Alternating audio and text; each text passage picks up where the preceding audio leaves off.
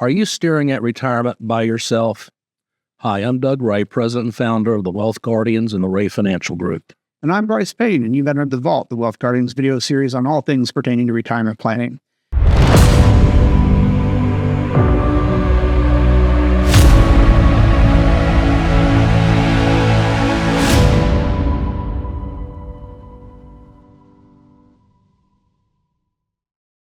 In this episode, we're going to talk about the differences that might lie in store for those of us who are retiring by ourselves compared to those who are fortunate enough to be retiring with a spouse or a significant other.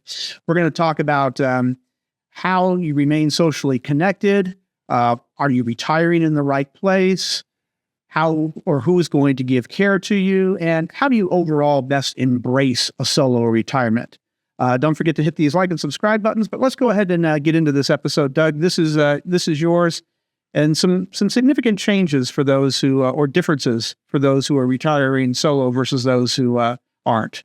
Yeah, you mentioned it before. How do you remain socially connected? Yeah, let's talk about that one first. Well, when you were working, you had your work cohorts to be socially connected every day, but now that you're retired, you don't have them anymore. Right. So some things to consider is join a book club or garden club or some kind of a club that you've got an interest in. You could volunteer. Yeah. Volunteer at the church, hospital, Habitat for Humanity. Absolutely. Whatever your interests are. Very good. And then stay active in the digital world. What I mean by that is you can FaceTime with your family and friends, stay in touch via Facebook, that kind of thing. Much easier to stay in touch with family now than it was 30, 40, 50 years ago. The world's a much smaller place, and that can be good in many ways. All right, well, when you say retiring in the right place, are you talking about the kind of house that you have or the location of the house? What are we talking about with that? Well, it could be the kind of house you have. Maybe the house is too big for you. But really, I think more importantly, what I'm talking about here is make sure you're retiring in a community that has services that you may need. For example, public transportation, close by to drugstores, grocery stores, that kind of thing. Also, do you want to be close to family and friends? Is that important to you?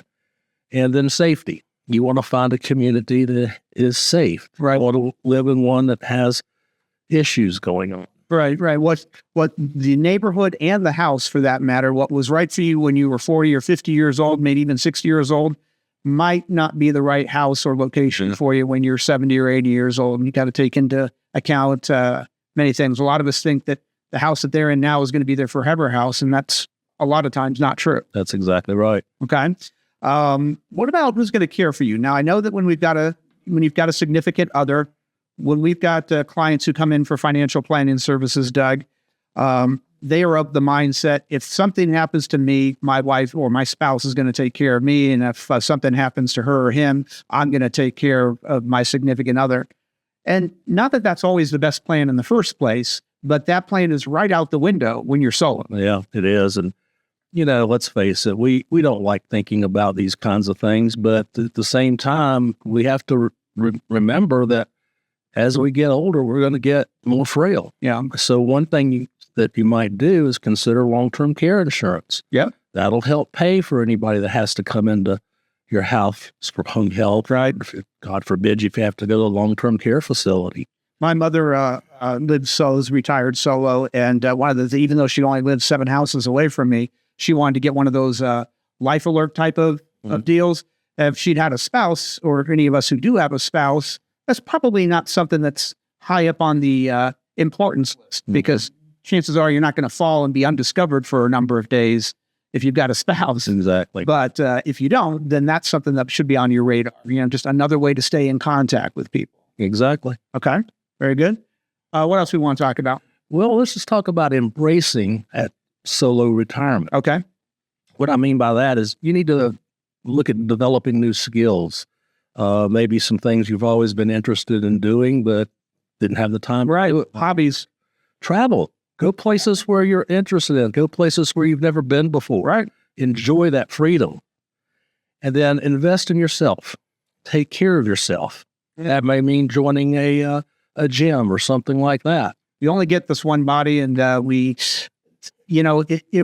for a lot of us, for most of us, our body tends to work good for the first 50, 60 years of our lives. Not a lot of issues. Yeah, But it takes some preventive maintenance to keep that going as long as possible. exactly. And so you kind of want to have that on your radar before it's too late. Yeah. Right. One last thing, Brice, is we have a lot of clients in second marriages after their first spouse passed away. So who knows? Maybe that's in store for you. Right? That might happen as well. All right. Well, that's going to wrap it up for this episode of The Vault. Again, I'll bring your attention to those like and subscribe buttons down below the screen there. Go ahead and click on those if you want to catch all the future episodes of The Vault with Doug Garrett and myself. For this one, that's going to wrap it up. I'm Brice Payne. I'm Doug Ray. This has been The Vault.